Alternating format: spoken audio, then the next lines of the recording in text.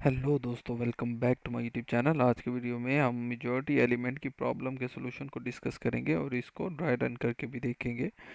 ठीक है। अभी हम जो करंटली अप्रोच यूज़ कर रहे हैं उसकी टाइम कॉम्प्लेक्सिटी है ओ एन। बट नॉर्मली जो ब्रूट फोर्स अप्रोच यूज़ होती है उसकी टाइम कॉम्प्लेक्सिटी होती है ओ एन स्केयर, जिसके अंदर क्या होता है।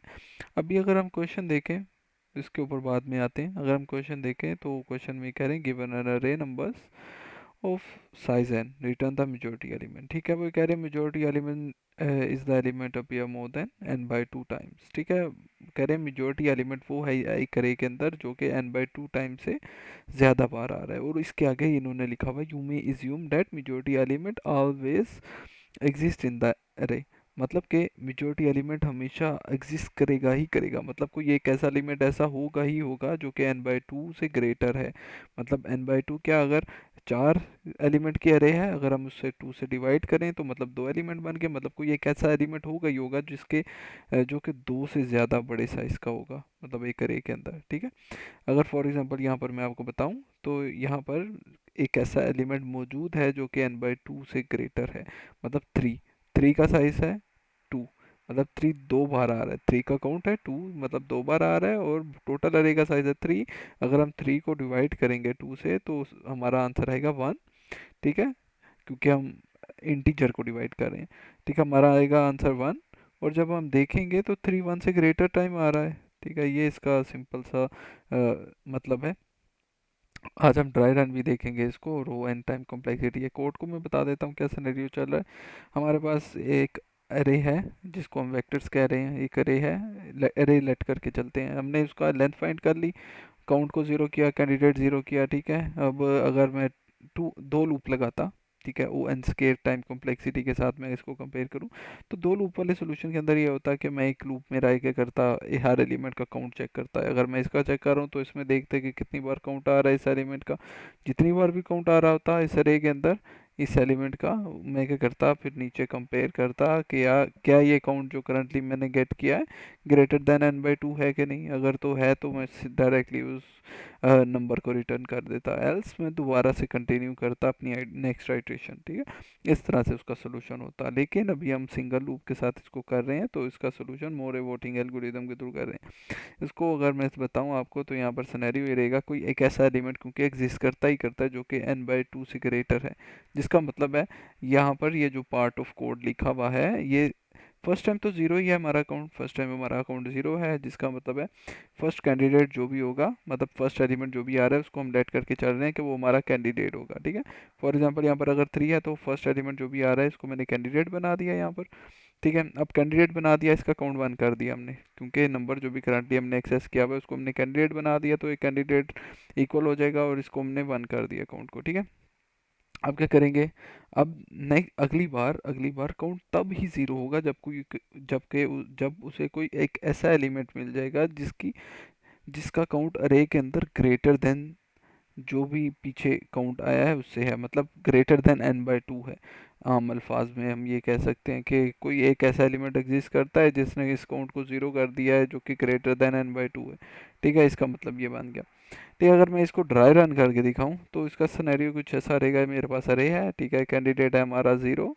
ठीक है, हमारे पास काउंट भी है ज़ीरो, ये हमारे पास इंडेक्सेस हैं और साथ में हमारे पास नंबर्स हैं, कैंडिडेट्स हैं और काउंट है और एक्सप्लेनेशन है कि क्या सिनेरियो चल रहा है। अब करंट नंबर हमारा क्या है, टू। ठीक है, करंट नंबर टू है। अगर मैं यहाँ पर आऊँ, करंट नंबर हमारे पास क्या है, टू। ठीक है, अब करंट नंबर टू है जो कि कैंडिडेट के अंदर सेट हो गया। अभी काउंट हमारा क्या है, काउंट हमारा था ज़ीरो। काउंट नंबर ज़ीरो है, अगर ज़ीरो है तो कैंडिडेट के अंदर जो भी करंट नंबर है वो डाल दो। मतलब ये जो नंबर है ये डाल दो कैंडिडेट के अंदर। ये कैंडिडेट के अंदर चला गया और काउंट को वन कर दिया गया। काउंट को कैसे वन कर दिया गया, जब नीचे आए ये करंट नंबर के अंदर क्या था, टू। और जब हमने कैंडिडेट के साथ इसको कंपेयर किया तो ये कंडीशन ट्रू हो गई, टर्नरी ऑपरेटर है। तो ये हमारे पास ये लाइन आ गई, एग्जीक्यूट हो गई, जिसका मतलब है काउंट प्लस वन हो गया। तो ये काउंट हमारा ज़ीरो से वन हो गया। ठीक है, अगली आइट्रेशन में चलें।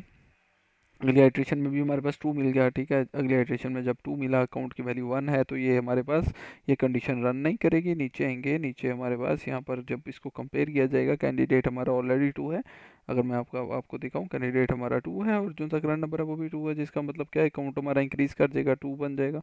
यहाँ पर अगर देखा जाए काउंट हमारा 2 बन गया। अब हम नेक्स्ट चलते हैं आगे, हमें 1 मिल गया, ठीक है। अब जब 1 मिल गया, अब सिनेरियो ये रहेगा कि नंबर 1 आ गया और कैंडिडेट हमारा था 2। जब हमारा कैंडिडेट 2 था, जब हमने इसको कंपेयर किया इसके साथ, अभी ये कंडीशन नहीं चलेगी, क्योंकि काउंट जब तक 0 नहीं हो जाता तब तक ये कंडीशन नहीं चलेगी। अभी हमारा स्टिल काउंट जो सा है 2 है। यहाँ पर अब हम आए, तो यहाँ पर जब हमने इसको कंपेयर किया, ये तो इक्वल नहीं हुआ, तो यहाँ पर एक ये कंडीशन आ गई, क्योंकि करंटली 1 है हमारे पास और जो सा नंबर है कर्नपुर 1 है और जो कैंडिडेट है वो तो 2 है, तो काउंट -1 हो गया, जिसका मतलब है काउंट 1 हो गया। जब यहाँ पर 1 आया हमारे पास, अब सिनेरियो ये रहेगा कि हमारे पास तो 1 आ गया, 1 आया और हमारे पास कैंडिडेट अभी भी स्टिल 2 है, क्योंकि अभी काउंट हमारा 1 था, ठीक है, अभी 1 था। जब मैं इसको कंपेयर करूंगा इस पॉइंट के ऊपर, तो अभी हमारा काउंट 0 हो जाएगा। अभी काउंट 0 होगा, तो जब मैं नेक्स्ट आइट्रेशन के अंदर जाऊंगा, नेक्स्ट आइट्रेशन में स्टिल 1 है हमारे पास, ठीक है, स्टिल 1 है हमारे पास।